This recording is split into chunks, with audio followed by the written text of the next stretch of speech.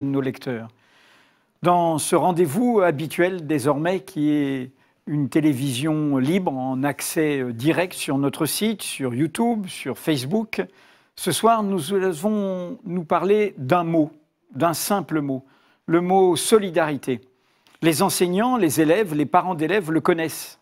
On l'enseigne dans les écoles élémentaires, dans les collèges, dans les lycées. Ce mot fait partie de l'enseignement moral et civique que diffuse l'école de la République. Il est le 5e après liberté, égalité, fraternité et laïcité. Alors, nous allons voulu ce soir rendre hommage à ceux qui donnent sens à ce mot et qui lui donnent une signification alors qu'il est déserté par les pouvoirs publics, voire combattu, persécuté, abîmé, blessé par les pouvoirs publics.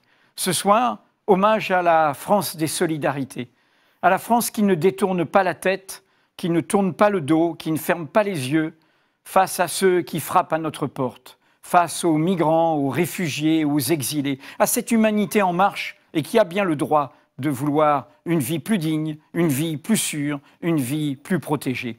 Ce soir, donc, nous allons faire parler, écouter, entendre ceux qui, y compris en se mettant en cause dans leur propre vie quotidienne, ont décidé de tendre la main, de porter secours, et parfois de le faire, plus que parfois, parce que l'État ne le fait pas, parce que l'État n'assume pas ses responsabilités. Et nous voulions le faire ce soir, d'autant plus que tous ces gestes de solidarité, tous ces hommes et ces femmes qui sont au rendez-vous de l'hospitalité, de ce geste élémentaire de fraternité, sont aujourd'hui persécutés par l'État, notre État, qui n'assument pas ses responsabilités. Ils sont poursuivis, ils sont sanctionnés, ils sont stigmatisés. Alors, comme le disait Francis Vallat, le président d'SOS Méditerranée, qui porte secours avec le bateau Aquarius aux migrants dans la mer commune, la Méditerranée, comme il le disait dans une interview à Mediapart, en rappelant cette morale du marin, qui, quand il voit quelqu'un qui se noie, il ne lui demande pas « est-ce que tu es un réfugié économique ou un exilé politique ?» Il ne lui demande pas si tu as un passeport. Voici ce qu'il disait. À un moment donné, quand quelqu'un se noie, vous le sauvez. Nous, on essaie de sauver notre âme, celle de l'Europe. Alors, honneur à tous celles et tous ceux qui illustrent cela. C'est ce que nous allons vous présenter ce soir avec un premier plateau animé par mes consoeurs Louise Fessard et Karine Fouteau. Karine, c'est à toi. Bonsoir à tous. Je vais vous présenter sans plus tarder nos invités qui sont là pour représenter tous à leur manière cette France solidaire. Alors, Anne Gauthier, vous êtes membre du collectif de soutien aux migrants Al-Mamba, La Source, à Marseille, et membre également de RESF Marseille.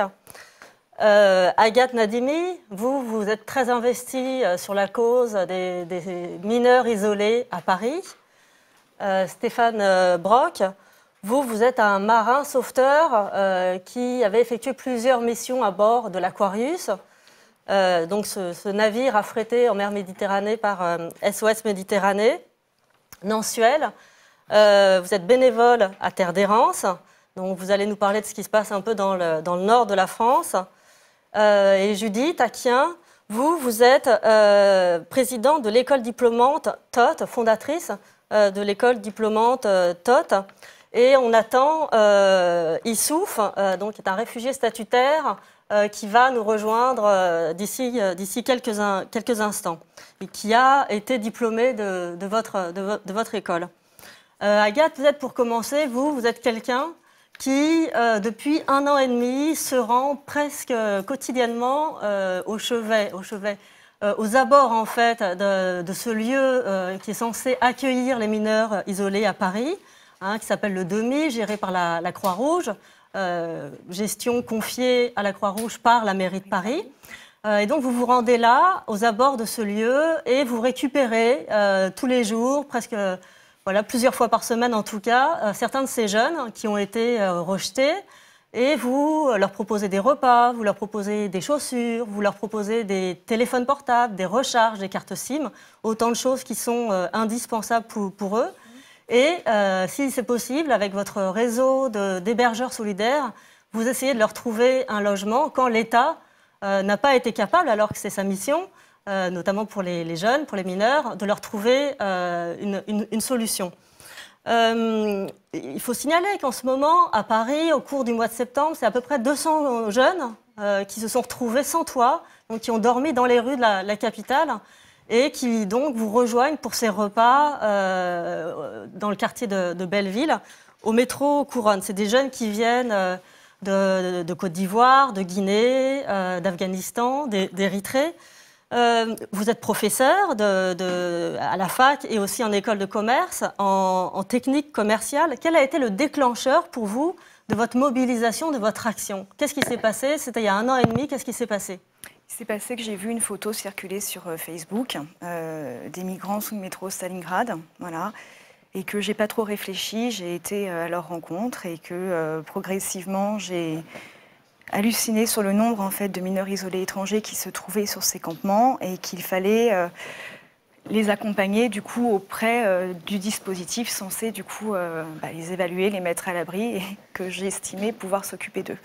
Ça a été l'élément déclencheur. Je me suis aussi très vite rendu compte, après la première évacuation de campement à laquelle j'ai assisté, que le lendemain, ceux qui étaient du coup à nouveau à la rue et tout seuls, du coup, sans adultes à leur côté, c'était les mineurs, puisque pour eux, c'est double peine, puisqu'ils ne peuvent pas partager du coup leur hébergement lors des évacuations avec des majeurs, et qu'on avait des gamins qui étaient juste paumés, livrés à eux-mêmes dans les rues de Paris, et refusés de ce dispositif post-évaluation, quand il y en a une, parce qu'aujourd'hui, ils sont majoritairement refusés, rejetés au faciès sans même qu'il y ait une évaluation. Et donc, voilà, ça a été l'élément déclencheur de se dire, ils sont là, il faut les sortir des campements, il faut les amener, il faut derrière essayer, du coup, de pallier effectivement au manquement de l'État, militer pour que, du coup, l'État soit au courant et que la mairie de Paris, en l'occurrence, soit informée, naïvement, pensant que peut-être qu'elle n'était pas suffisamment informée et qu'elle n'avait peut-être pas assez de remontée terrain, voilà. Et la situation, effectivement, ne fait qu'empirer. Et aujourd'hui, quand vous dites 200 mineurs qui dorment dans les rues de Paris, en réalité, c'est bien plus, certainement, puisque c'est 200 signalements que je prends, que les gens qui sont solidaires font remonter parce qu'ils les croisent. Et puis, il y a tous ceux qui nous échappent, qu'on ne connaît pas, qui sont refusés depuis longtemps, qui sont dans des gares, qui sont dans des chantiers, qui sont dans des réseaux, enfin, qui sont totalement, du coup, pas dans ce secteur. Donc, c'est bien plus que ça. C'est bien plus que ça. Vous avez dû bouleverser votre vie, votre quotidien. Comment vous vous êtes organisé ? Comment je me suis organisée? J'ai du temps, puisque je suis prof dans le secondaire et que du coup, de mai à, on va dire, début octobre, j'ai beaucoup de temps. Et donc, du coup, sans hésiter, j'ai passé mes journées aux côtés, en tout cas, de là où ils arrivent et de là où ils se font jeter, dans l'idée de pouvoir simplement les aiguiller dans leur démarche, créer quelque chose, quoi, leur dire qu'ils ne sont pas seuls, qu'on peut les aider, que s'ils ont besoin de quelque chose, on va faire en sorte de leur trouver. Et très rapidement, enfin, pas très rapidement, mais assez rapidement, je me suis aussi rendu compte qu'en dehors du reste, il y avait quand même très peu de gens qui étaient solidaires à cet endroit, et que j'étais quand même assez seule. Et donc, depuis le mois de mars, j'ai déclenché en fait des maraudes autour de la nourriture pour faire venir des nouvelles personnes. Donc, près justement de ce dispositif, rue du Moulin-Joly, à Couronne, et on tend à celui qui a faim quelque chose. Ça permet de discuter un peu avec lui. On a créé des déjeuners, donc les jeudis et vendredis midi, où ils se retrouvent tous. Donc, c'est un moment convivial qui permet aussi de répondre à toutes les demandes. Et puis de repérer aussi les plus fragiles qu'on va derrière essayer de faire héberger, mais sur un réseau solidaire qui tient vraiment à très peu d'hébergeurs aujourd'hui. Comment vous faites pour continuer jour après jour cette mission qui paraît un peu sans fin, qui se heurte en permanence au dispositif, soit du département, en l'occurrence la mairie de Paris, soit au dispositif d'État qui sont défaillants? C'est quoi le ressort que vous trouvez pour vous réveiller chaque jour et remettre ça? C'est simplement, une fois qu'on sait où ils sont et qu'on les a vus et qu'on sait qu'ils ont besoin d'aide, c'est très compliqué en fait d'être dans une forme de déni. Et c'est juste impossible. Et là, moi, clairement, ce soir, comme les autres soirs et comme le lendemain matin quand je me réveille et que je me dis il faut que j'y aille, je pense clairement à Rafula, 14 ans, qui est censé dormir à la rue. Je pense à Hakim, 15 ans, qui est censé dormir à la rue. Je pense à Oumar, 16 ans, Abdoulaye. Boubacar, Aboubacar, Mohamed, Moussa. La liste est longue en fait et c'est en ayant croisé leurs regards à un moment donné, en sachant que ces jeunes ont besoin d'aide, qu'ils sont à la rue, qu'il y en a un qui n'avait pas de téléphone, que je lui ai donné rendez-vous pour qu'il puisse être joignable parce qu'il est livré à tous les dangers de la rue, que le lendemain, l'énergie est là pour y retourner. Ces adolescents qui viennent au repas, donc, ils ont besoin de quoi? Qu'est-ce qu'ils attendent de vous? Qu'est-ce qu'ils viennent chercher en fait quand ils se retrouvent dans ces moments de convivialité? Ils attendent qu'on leur explique souvent les démarches qu'ils peuvent entreprendre, ils attendent des conseils, ils attendent au-delà de ça beaucoup d'aide matérielle. Voilà, aujourd'hui on a des gamins de 14 ans, 15 ans qui se font refuser, ils n'ont même pas un téléphone portable, ça veut dire qu'ils sont totalement isolés, donc on essaye d'équiper d'un téléphone portable, d'une recharge Leica qui va avec, comme on essaye de bien faire les choses, d'une recharge aussi de crédit de 5 € pour que la ligne soit active et qu'elle puisse fonctionner, des tickets de métro aussi pour les hébergeurs, quand les gamins sont hébergés, c'est des coûts financiers. Donc on essaye, en fait, il y a une chaîne solidaire comme ça qui essaye de se mettre en place et chacun peut apporter quelque chose qui va améliorer le quotidien absolument désastreux et tel qu'il ne devrait absolument pas l'être de ces gamins qui sont laissés à l'abandon des institutions aujourd'hui dans la capitale. On est à Paris, enfin on est à Paris.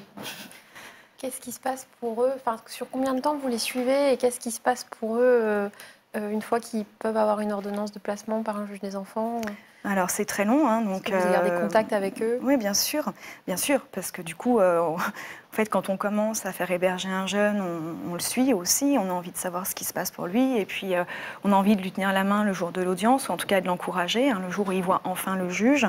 Et puis ensuite, il y a plein de scénarios qui sont possibles. Pas des meilleurs, voilà. Et même quand ils sont pris en charge, très souvent, ça se passe mal. Donc, en fait, c'est sans fin.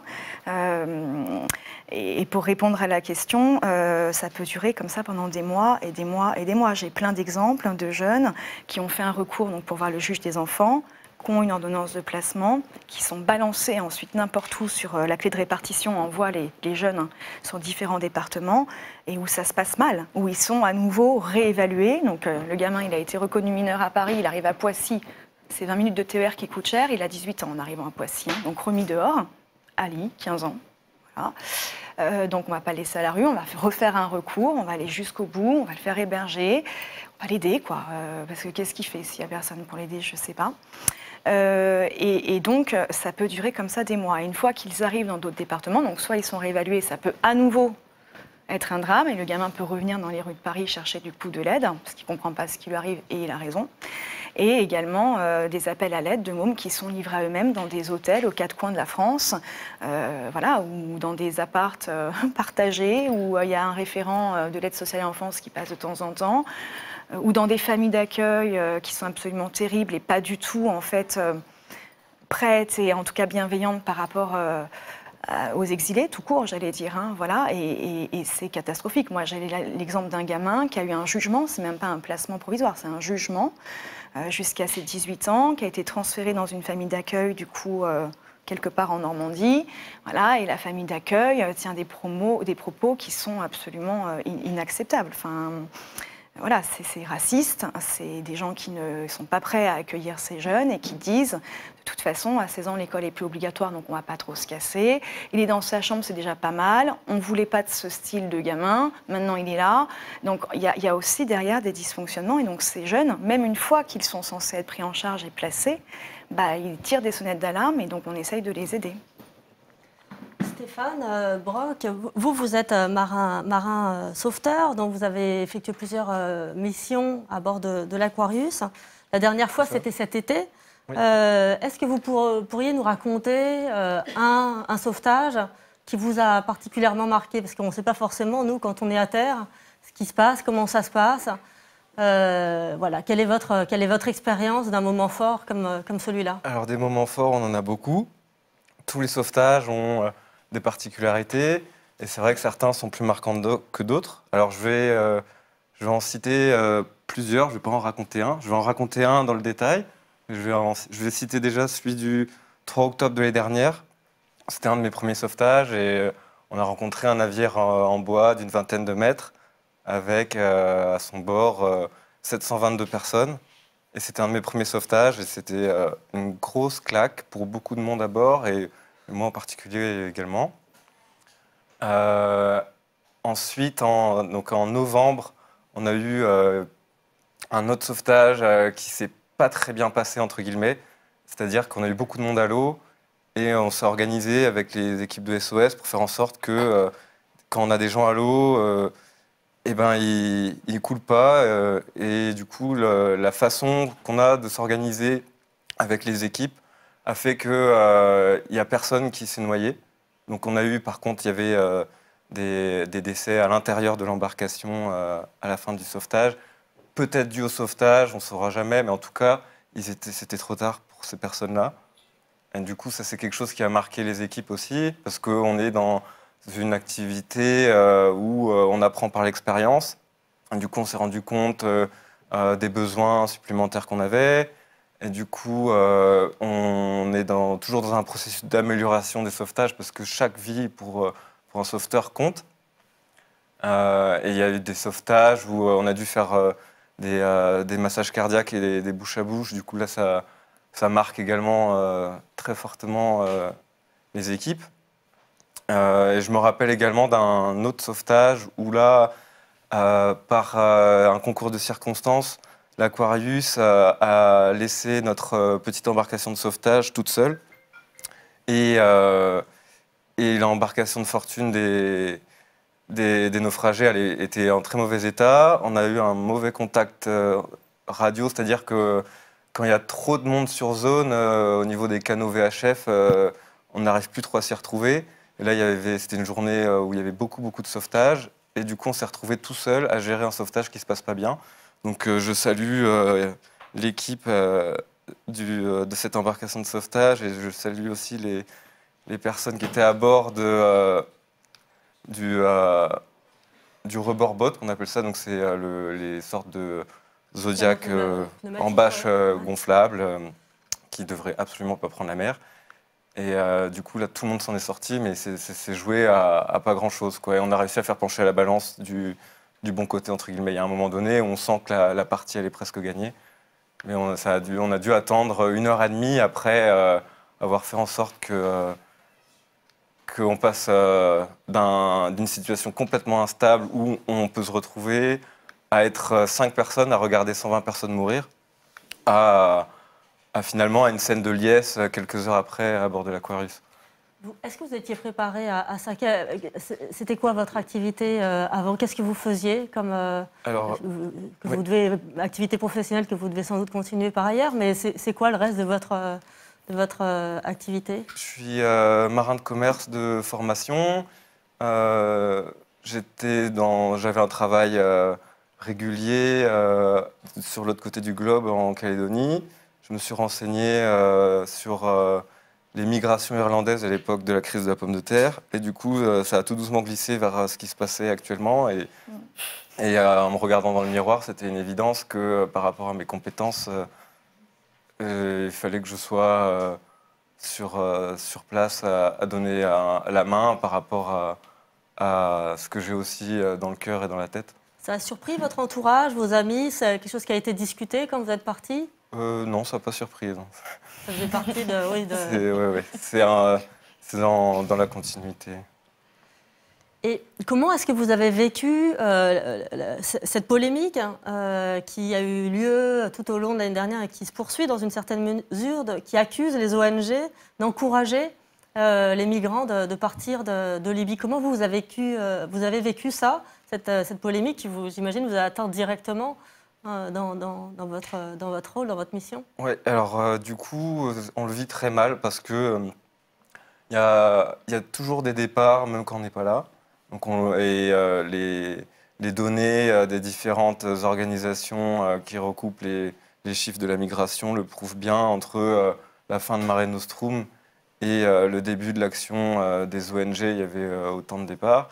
L'Aquarius s'est retrouvé sur zone en hiver dernier et c'était le seul bateau d'ONG présent. Il y avait une forte activité au niveau des départs.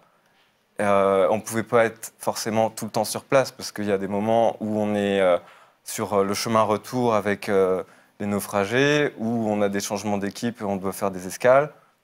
Et du coup, c'est très frustrant d'avoir des détracteurs alors que on joue pas du tout ce rôle-là. Nous, on donne la main à quelqu'un qui va mourir, quoi. Et quel est ce contact justement que vous pouvez établir avec ces personnes qui montent à bord?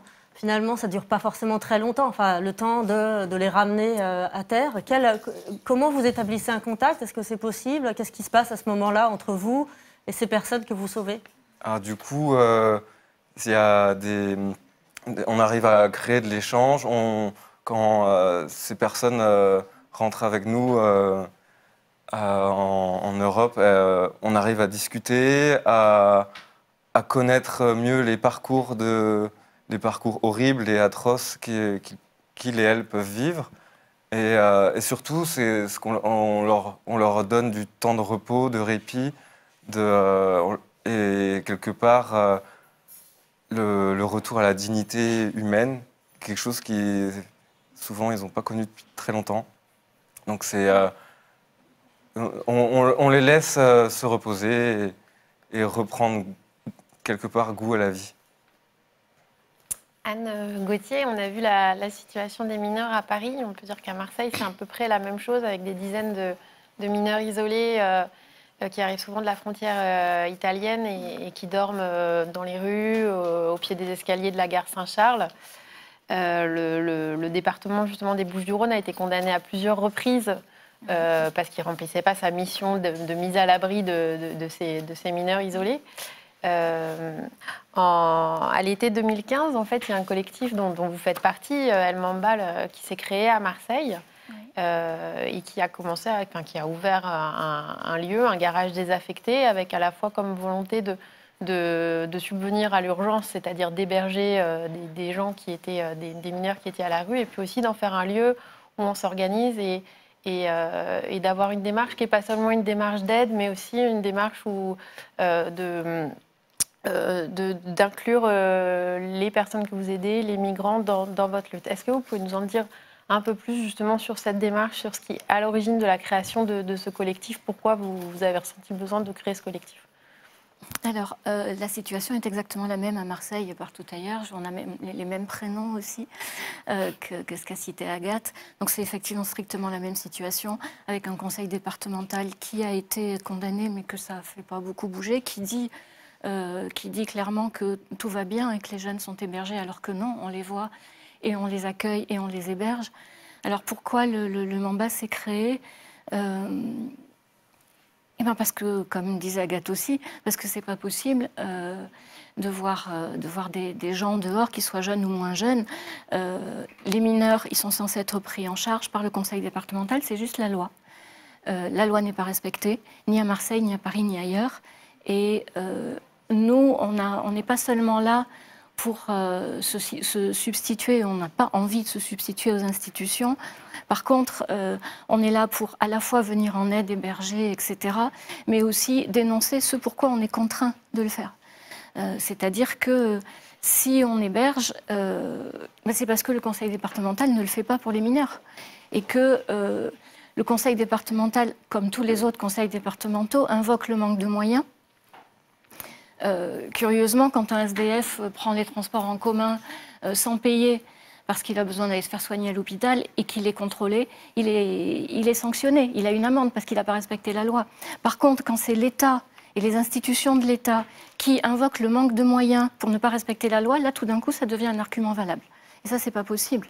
C'est juste pas possible, point. Et du coup, non seulement on héberge, mais effectivement, on s'organise collectivement entre les personnes qui hébergent, entre eux aussi les gens concernés, puisqu'on a beaucoup de jeunes et de moins jeunes, mais beaucoup de jeunes qui arrivent et qui ont aussi envie de participer aux luttes, et parce que c'est une vraie lutte. C'est pas seulement de l'entraide et de la solidarité, même si bien sûr que ça en est au quotidien et heure par heure, mais c'est aussi une lutte, et de leur part pour faire respecter leurs droits, ce qui est normal. De notre part à nous, c'est aussi une lutte.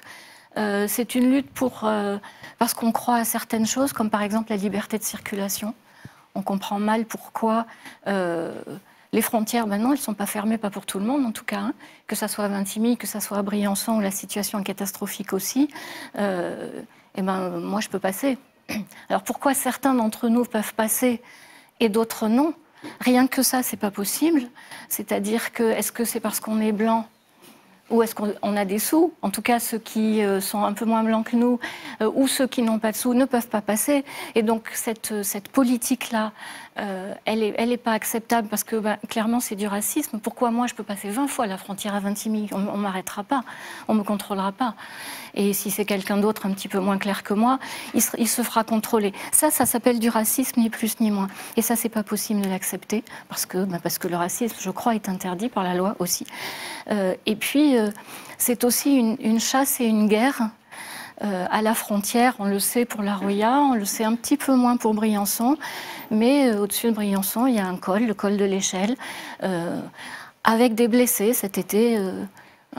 Deux personnes qui se sont fait courser en pleine nuit par la police, ont sauté des barres rocheuses. Il y en a un qui est toujours hospitalisé dans un état grave. Alors oui, la frontière, elle tue, mais elle ne tue pas tout le monde.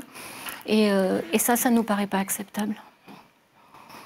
Et vous dénoncez aussi une hypocrisie des autorités publiques, parce que vous dites que quand vous avez ouvert ces lieux de lutte et d'hébergement, vous avez eu des appels, par exemple, d'éducateurs de l'association qui étaient chargés par le département, qui étaient mandatés pour faire les évaluations de minorité, pour prendre en charge et mettre à l'abri ces mineurs, qui vous appellent pour savoir si il reste des places disponibles ou pas pour un tel. Ça s'est passé dans un squat qu'on avait ouvert, où effectivement les éducateurs donc, de l'ADAP, qui est l'association missionnée par le conseil départemental pour mettre à l'abri et évaluer ces jeunes gens, j'étais bien dans cet ordre-là, normalement, même si c'est l'inverse qui se passe dans la réalité, ils sont d'abord évalués avant d'être mis à l'abri. Et cette association nous connaît, bien sûr, parce qu'on est connus, et disait aux jeunes, appelle le Mamba, ils ont peut-être encore des places. Et ce squat a été évacué par la police, c'est-à-dire que ce sont strictement les mêmes structures qui à la fois font appel à nous, mais parce que paraît-il, ils n'ont pas de moyens, et je veux bien croire qu'ils n'ont pas de moyens, mais les moyens, quand on les veut, on les a. Ça m'a été dit en off par un responsable de l'aide sociale à l'enfance. Vous comprenez, madame, si on loge tout le monde, si on loge tous ces mineurs isolés tout de suite, ça va faire un appel d'air, il va en arriver d'autres. Oui, donc c'est clairement une volonté de ne pas les héberger tout de suite pour décourager ceux qui auraient envie de venir. Mais comme disait Stéphane, de toute façon, ils vont venir, ils vont arriver. Donc bien sûr, c'est de l'hypocrisie, mais tout le discours est hypocrite. Je veux dire, la sacro-sainte formule humanité et fermeté, mais comment on ose dire ça? Enfin, je veux dire, comment on ose à Calais refuser de l'eau à des migrants et continuer à parler d'humanité? Il faut pas... Je veux dire, s'il y a autant de gens qui hébergent, autant de gens qui enfin se mobilisent, y compris hors des réseaux, soit militants, soit... c'est parce que toute cette incohérence, toutes ces distorsions, ces contorsions de langage, cette distorsion totale entre les mots employés et les actes, entre les postures publiques et les ordres donnés, ça crée la révolte.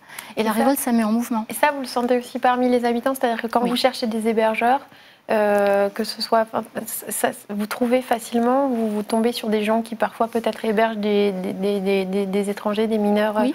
Alors facilement, c'est pas le mot. Voilà. J'aimerais bien que ce soit facilement. C'est pas facile, mais par contre, de fait, objectivement, il y en a de plus en plus. Et si on le dit aussi haut et fort, c'est que ça a valeur d'exemple. C'est-à-dire que oui, certains d'entre nous sont criminalisés, poursuivis, etc. Je vois vraiment pas pourquoi, parce qu'on est peut-être dans l'illégalité à héberger quelqu'un mineur ou majeur sans papier, mais l'État est dans l'illégalité. Sauf que nous, notre illégalité, elle est pour mettre à l'abri. L'illégalité de l'État, c'est pour mettre en danger. Donc il n'y a pas photo. Et plus on est nombreux à dire oui, on le fait, plus ça sert d'exemple. On m'a dit récemment, c'est grâce à toi que j'héberge. Je dis c'est grâce à moi ou à cause de moi, on ne sait pas. Mais il y a de plus en plus de gens qui hébergent. Alors allons-y, et plus on est nombreux à le faire, plus on expliquera pourquoi on le fait, plus on mettra l'État devant ses responsabilités de simplement respecter la loi. Nansuel, vous êtes bénévole à Terre d'Errance. Vous êtes investi sur cette question des migrations depuis, peut-être c'est celle d'entre nous d'entre vous, qui est l'aîné sur ces luttes, puisque dès 2002, dès la fermeture de Sangatte, vous vous êtes intéressé à ce qui se passait. Est-ce que vous pouvez nous raconter comment ça vous est arrivé à vous et comment vous avez inscrit ça dans votre vie à ce moment-là et aujourd'hui encore? Oula, du coup, ça me fait tout bizarre d'être le dinosaure du groupe. Mais, voilà. J'étais déjà peut-être un peu sensibilisée au fait que il y a une très très grosse différence, comme tu le disais, entre les étrangers et les Français, et notamment que les droits des personnes étrangères en France ne sont pas respectés pour la majorité d'entre eux. Parce que je m'étais rapprochée avant ça d'un comité de sans-papiers. Voilà, et puis sinon, bêtement, j'ai entendu parler, moi, de Sangatte uniquement à la fermeture. J'habite le Pas-de-Calais depuis toujours, ou presque, et j'étais allée donner 2-3 coups de main, et puis... Et après, j'étais revenue, mais peut-être plus tard, seulement en 2007, je me suis rendu compte que il y avait de ces gens qu'on appelle les migrants, ou les Kosovars encore parfois dans le Pas-de-Calais, à côté de chez moi. J'habite pas du tout à Calais, ni à Grande-Synthe, j'habite pas sur la côte. J'habite à 70 km au sud de Calais, le long de l'autoroute qu'on appelle la 26, l'autoroute des migrants. Et au fait, voilà, j'ai découvert une fois un groupe de personnes qui avaient l'air paumées à la sortie d'un supermarché. Ils avaient l'air paumés, je leur ai demandé, enfin voilà, je leur ai proposé de l'aide en français, bêtement. J'ai compris qu'ils ne comprenaient pas. Et puis je me suis retrouvée à les déposer en voiture à l'entrée d'un champ, en fait, sur une route de tracteurs. Et là, j'ai vraiment pas compris pourquoi ces personnes voulaient être là plutôt que chez moi. Je leur proposais de venir chez moi, il y avait de la place, etc. Et elles ont refusé de venir chez moi, elles voulaient aller dans ce champ-là. Et j'ai compris après qu'au fait, si elles voulaient aller là, c'était parce que ce champ était près d'un point de passage, près d'une aire de service, le long de cette autoroute, du coup, où s'arrêtent les camions. Et où, du coup, le soir, ces personnes essayaient de rentrer dans les camions pour pouvoir passer la frontière, au fait, et aller en Grande-Bretagne. Alors, le camp de Nord-en-Fonte, qui n'est pas très loin de chez vous, je crois qu'il a été installé en 2008. Et il vient d'être détruit il y a quelques jours. Donc, les personnes ont été, pour certaines, emmenées dans un centre d'hébergement, pour d'autres, dans des hôtels de bas de gamme, hein, pour qu'il n'y ait pas de doute ou de questions sur la question des hôtels. Là, quelques jours après, vous en voyez à nouveau arriver de ces personnes. Alors, je ne sais pas si c'était certaines du camp ou d'autres qui arrivent à nouveau, et qui se retrouvent aérés dans la ville ou à côté de chez vous. Est-ce qu'au bout de 15 ans de militantisme, vous n'avez pas un sentiment d'impuissance face à ces événements qui se répètent, cet État ou ces mairies qui détruisent les campements, qui vous obligent à tout recommencer à chaque fois, à recréer à nouveau des liens avec de nouvelles personnes, à essayer de retrouver celles qui sont parties, à garder les traces. Comment vous vivez face à cet éternel recommencement ? Le temps rend modeste. C'est-à-dire qu'on se rend assez vite compte qu'on ne va pas changer la face du monde tout de suite maintenant. Et par contre, après, il faut du souffle. C'est-à-dire que autant c'est les personnes qu'on aide, et quand on voit la situation dans lesquelles elles vivent, du coup, c'est aussi elles qui nous motivent. C'est un peu ce que tu disais tout à l'heure. Après ça, on se rend très vite compte, parce que nous aussi, au début, on était naïfs. Et nous aussi, on se disait au début que les autorités ne comprenaient pas et qu'il fallait juste leur expliquer. Et que quand elles allaient se rendre compte de ce qui se passait, elles allaient agir, enfin. Bon, c'est vite passé, hein. Au bout de quelques mois, on a vite compris. Et pour le coup, nous, du coup, je fais ma dinosaure, on en a vu passer des ministres de l'Intérieur à Calais, même si j'y suis pas, mais on est évidemment en lien avec les assos de Calais, quoi. Mais on en a vu passer des ministres de l'Intérieur qui tenaient à peu près tous le même discours, à l'exception de Gérard Collomb, le dernier, qui a parlé de fermeté, mais pas d'humanité. Là, pour le coup, au moins, ça avait le mérite d'être clair. Mais sinon, voilà, tous, ils avaient exactement tous le même discours. Et la façon dont on tient en prenant soin de soi, déjà. Je pense qu'on fait... alors, les uns les autres, dans une asso, au sein des assos, de soi-même aussi le plus possible. Je pense qu'il ne faut pas ignorer, il ne faut pas se cacher, se voiler la face. Il y a pas mal de millivoles ou de bénétents, parce qu'on est et l'un et l'autre, au fait, qui se crament, au fait, qui se crament parce que devant l'injustice que c'est, devant l'hypocrisie qu'il y a, au fait. Et je crois du coup qu'il faut aussi qu'on prenne soin de nous et pas avoir trop de mauvaise conscience parfois de dire non et dire là je peux pas, là je peux pas, je fais autre chose et je pourrais, mais je dis non et c'est ma barrière, c'est la limite. Il faut savoir poser des limites. Mais je crois que c'est vraiment difficile parce que on voit une telle hypocrisie là, ce qui se passe par exemple pour le campement de Norenfonte qui a été détruit. Il a été détruit il y a 15 jours. Les personnes ont été mises dans les CAES, les centres d'accueil et d'évaluation de situation. Au fait, en évaluation de situation, on leur a juste dit au bout d'une semaine, écoute, si tu ne demandes pas l'asile, la porte se trouve là, et du coup, tu es invité à sortir, parce qu'ici, c'est pour les gens qui demandent l'asile. Donc, il n'y a pas d'évaluation de situation, on ne peut pas appeler ça comme ça. Et du coup, les personnes se retrouvent dehors, et ils nous disent clairement, à Calais, je me fais taper, à Bruxelles, je me fais taper, à Paris, je me fais taper, ailleurs, je me fais taper, je reviens là où je connais, en fait. Et voilà. Comment vous faites avec les riverains, ces voisins, qui ne sont pas forcément tous accueillants? On sait que le FN remporte pas mal de voix par chez vous. Est-ce que vous êtes face à cette question? Est-ce qu'il y a des gens qui vous agressent en raison de vos activités, de ce que vous faites? Et est-ce que vous essayez de mettre en place une stratégie à leur égard pour essayer de les convaincre? Enfin, c'est quoi cette relation avec très important pour nous parce que nous on est en plus, alors même à Calais aussi, mais peut-être plus encore autour de Norenfonte et de Cairns maintenant. C'est un milieu rural, tout le monde se connaît, tout le monde nous connaît. Voilà, on est très vite repérés. Les agressions, alors physiques, il n'y en a jamais eu, quoique on a eu quelques pneus crevés par les chasseurs du coin il y a quelques années. Mais sinon, non, on n'a jamais... il y a des fois des agressions orales, mais les gens restent pas, ne veulent pas discuter, remontent vite dans leur voiture et claquent la portière et puis s'en vont. On fait beaucoup de sensibilisation, d'ailleurs c'est un des objectifs de l'association, parce que ça nous semble très très important d'expliquer pourquoi les gens sont là, au fait. Qu'ils n'en restent pas juste aux images qui peuvent être très frappantes, et puis à tout ce qui peut se passer, se dire dans les réseaux sociaux notamment, ou dans les repas de famille du dimanche. Mais du coup, justement, d'expliquer. Parce que quand les gens, sans savoir, par exemple, on ne comprend pas pourquoi beaucoup d'exilés ont des téléphones portables alors qu'ils sont censés être très pauvres. Non, en fait, on leur explique que non. C'est pas les plus pauvres qui viennent, loin de là.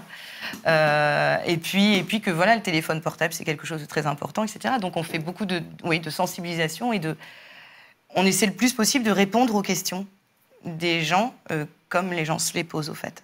Et qu'est-ce que vous répondez? Parce que ça, c'est une attaque qui est souvent faite à ceux qui vous disent mais des SDF en France, il y en a beaucoup, pourquoi vous ne vous occupez pas d'eux en priorité? On voit même sur les fils de commentaires de Mediapart, aux articles, c'est quelque chose qui revient souvent. Qu'est-ce que vous dites à ce moment-là? Eh bien, alors d'abord, déjà, souvent, je demande aux gens eux-mêmes ce qu'ils font. Pour aider les SDF ou d'autres personnes.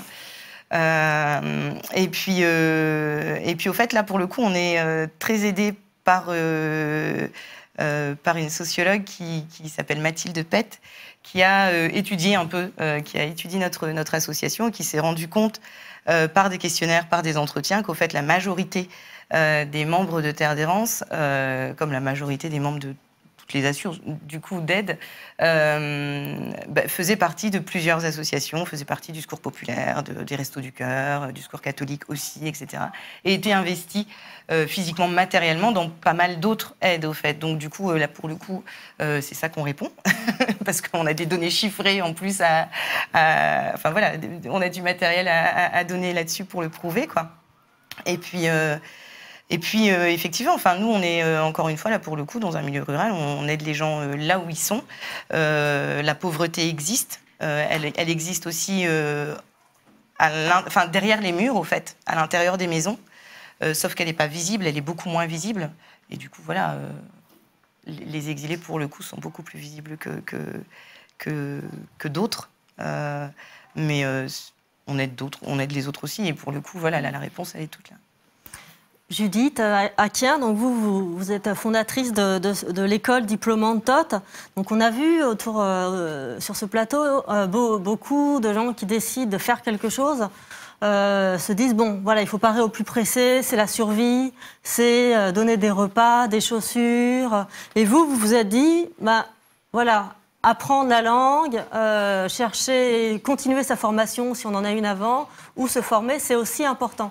Que cette question de l'urgence, de se nourrir et de se vêtir. Qu'est-ce qui a présidé à votre réflexion dans cette démarche de travailler sur cet aspect-là? Ce qui a présidé, en fait, c'est qu'on s'est aperçu en parlant avec des personnes également sur des campements les mêmes que ceux d'Agathe, que dans ce dispositif de survie, il y avait le fait de communiquer, qui est en fait une donnée évidente. Communiquer, c'est être un individu au sein d'une société. Et quand on ne peut pas communiquer avec quelqu'un, avec son prochain, quand on ne peut pas demander comment acheter un ticket de métro, quand on ne peut pas dire oui, non, merci, s'il te plaît, je m'appelle, je viens d'eux, etc., en fait, on ne peut pas se sentir un individu au sein de la société. Et énormément de personnes sur ces campements nous demandaient et demandent encore, nous on est sortis des campements pour pouvoir construire cette école, mais nous demandaient où apprendre le français. Et nous demandaient même parfois d'arrêter de penser à la nourriture et au logement, ou au matelas, voilà, pour se concentrer sur les inscrire quelque part pour qu'ils puissent apprendre le français. Donc, voilà, on a ensuite regardé... C'est une béance de l'État qui propose oui, c'est une béance inouïe et invraisemblable au regard de tous les appareils d'État qui existent pour révérer notre belle langue, la francophonie, le ministère de ci, le ministère de ça, le délégué interministériel de ci. En fait, il n'y a absolument rien pour les primo-arrivants. Il y a un tout petit quelque chose avec l'OFI, mais qui ne prépare qu'à un niveau, qui ne prépare absolument pas des personnes qui étaient analphabètes dans leur pays, qui sont nombreuses en arrivant ici, qui ne prépare absolument pas au-delà du niveau A1, qui est un niveau d'aisance, certes, mais qui n'est pas un véritable niveau d'autonomie. Il y a des tas de manquements, mais des manquements humains. Là, récemment, il y a Carucci, le député, qui a pris ça exactement sous le mauvais angle, en disant « Ah bah tiens, pour que les gens obtiennent leur titre de séjour, il faut qu'ils aient le niveau A2. » Mais c'est pas ça. C'est pour que les gens soient autonomes, il faut qu'ils aient le niveau A2 en ayant leur titre de séjour. On ne va pas encore leur ajouter du temps dans leur demande d'asile et dans leur démarche. La démarche est active. Les gens veulent apprendre le français et faire partie de la société. Et à vrai dire, c'est déjà le cas. Ils font partie de la société. Et on ne s'en rend pas vraiment compte maintenant, mais toutes ces personnes, tous ces mineurs, toutes ces personnes dont tu t'occupes, que tu vas sauver, c'est des personnes qui seront là. Et donc, qui vont faire des enfants, qui vont élaborer une vie ici. Enfin, on ne peut pas traiter ces personnes qui font partie de la société comme des non-personnes. Voilà. Et donc, on a créé une école qui est une école digne, qui fait réellement un travail d'école, puisqu'on s'est aussi aperçu, en regardant un peu les dispositifs d'intégration linguistique qui existaient, que l'évidence, c'était que l'enseignement se faisait par des non-enseignants, par des gens qui n'ont jamais appris à enseigner, qui n'ont jamais appris à alphabétiser. Moi, je parle français, je ne sais pas alphabétiser quelqu'un. Je peux lui donner du courage et de la force, mais l'alphabétiser, non, c'est un métier. Et au-delà d'alphabétiser, donner tous les éléments qui constituent un langage, pareil, je parle anglais, jamais de la vie, quelqu'un n'accepterait que je sois professeur d'anglais bénévole pour ces petits-enfants qui sont au collège. C'est normal. Donc nous, on a renormalisé, renormé, et on a renormé également la finalité, qui est celle d'avoir un diplôme qui permet également, ensuite de s'insérer dans un tissu économique normalisé, et en plus de valoriser ses compétences, de valoriser ses aptitudes. Nous, nos étudiants, c'est des personnes qui ne sont pas allées jusqu'à la fin du lycée. Certains n'ont jamais tenu un stylo de leur vie. Tous, alors qu'on fait une formation qui fait 16 semaines en tout, 160 heures de cours de français, on a un taux de diplomation inouï. Et c'est le premier diplôme que récupèrent nos étudiants. C'est des diplômes d'État qui sont valables à vie et partout dans le monde. Ils ont, mais pour l'immense majorité, obtenu leur diplôme. Donc c'est une question de volonté et une question de dignité offerte aux personnes aussi. Issouf, vous êtes réfugié statutaire, vous venez du Mali, et vous êtes diplômé de l'école TOT. Est-ce que vous pouvez nous dire en quoi ça vous a aidé dans votre parcours, cette formation, et d'accéder à un diplôme? Bon, moi, tout d'abord, TOT, je la vois plus qu'une école. À un moment donné, c'est devenu une famille. À un moment, ça nous représentait même l'État. Parce que tout ce que l'État doit nous faire, on les retrouve à TOT. C'est-à-dire des avocats, des psychologues, tout ce dont on peut avoir besoin dehors de l'école, on l'a. Donc ça, déjà, c'est une chance. Et je remercie aussi Judith qui m'a beaucoup aidé dans mon démarche statutaire parce que j'avais eu un rejet avec l'OFPRA. Donc je sais que si j'étais livré à moi-même seulement ou à un avocat comme ça, commis d'office, ça ne serait pas facile. Donc je tiens à la remercier aussi. Donc peut-être ça m'a aidé tout d'abord à travailler au niveau de l'écrit pour renforcer l'écrit. Parce que je viens d'un pays francophone déjà où on étudie le français. Donc je parle le français, mais j'ai du mal à l'écrire. Et comment vous avez rencontré TOT? C'est à quel moment que cette structure s'est mise sur votre chemin? En fait, TOT, c'est à travers... c'est des messages qui passent de bouche à l'oreille. Donc, je devais être à la première session, mais la personne m'avait dit TOT, donc j'avais du mal à écrire TOT. C'est évident, donc, j'écrivais... TOT, tout ça là, donc enfin, j'ai complètement perdu la première session. Donc j'ai attendu jusqu'au jour où c'est à travers... j'ai regardé sur le journal de mairie de Paris, ou je sais pas, Paris Info. C'est là que j'ai eu des trucs sur TOT. Je les ai contactés, j'ai contacté la directrice... La vice-présidente de l'école, Héloïse, qui est aujourd'hui directrice pédagogique, à qui j'ai envoyé des mails chaque jour, jusqu'à ce que la deuxième session est arrivée. Donc déjà, avant que je vienne, même elle sait que déjà elle a un élève qui est complètement motivé. Et aujourd'hui, qu'est-ce que vous faites? Aujourd'hui, grâce toujours à TOT, j'ai eu un contrat en service civique au niveau de l'EGAM, Mouvement antiraciste européen, qui font des trucs sympas aussi. D'où je me retrouve aussi, parce que j'ai toujours aimé les volets humanitaires, évoluer dans les humanitaires, où j'ai fait 3 ans au Niger, avec la chaire et Save the Children, en tant que bénévole. Et votre formation a duré combien de temps à TOT? À TOT, c'était 3 mois ou 4 mois. Et est-ce que c'est grâce à ces réseaux aussi que vous avez pu trouver un logement? Donc, parce que vous expliquez qu'en gros, c'est une aide globale qui ne se résume pas du tout à l'apprentissage de la langue, c'est du soutien juridique quand c'est possible. Ouais. Oui, les logements, bon, jusqu'à présent, c'est un problème. C'est toujours un problème. Et ça s'empire quand on est réfugié. Et ça, je ne comprends pas. C'est plus facile de trouver un logement. Bon, ce n'est pas du tout facile. C'est le chaos partout. Parce qu'effectivement, en tant que réfugié statutaire, normalement, vous avez droit de fait, par la loi, à un logement. Là, ça se complique. Il y a des gens, dès qu'ils ont leur statut de réfugié, on les vire de là où ils sont, de l'hôtel où ils sont, ou de là où ils sont hébergés.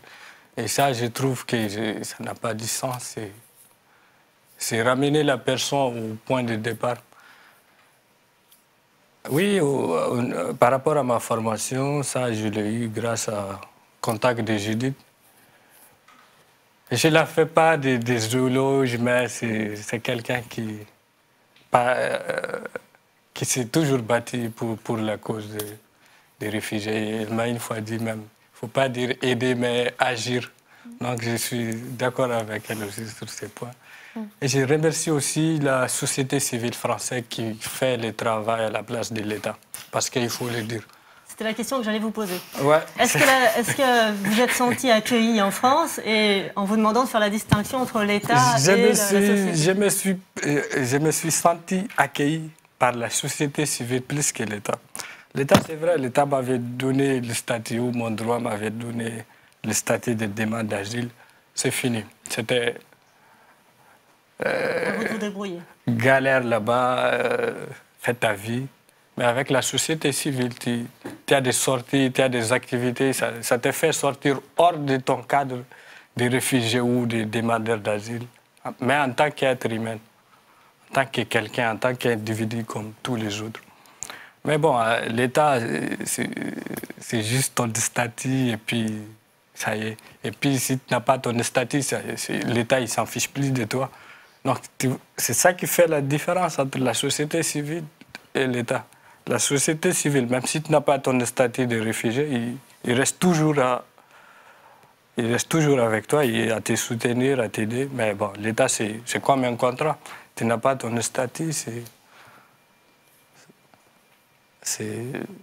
le chaos total. Moi, je suis choqué quand je vois des retours des Soudanais qu'on livre à l'opposition. C'est un choc. Comment on peut livrer quelqu'un à la mort? Déjà, quand tu quittes ton pays et que tu demandes un statut de réfugié, déjà, ton pays, c'est déjà que toi, parce qu'en Afrique, les infos, ça bouge de bouche à l'oreille. Donc déjà, on connaît ta situation. Et cette personne, si jamais tu le livres à cet État qu'il a quitté, ou à cette persécution qu'il a quittée, c'est pour lui dire, va à la boucherie. Débrouille-toi.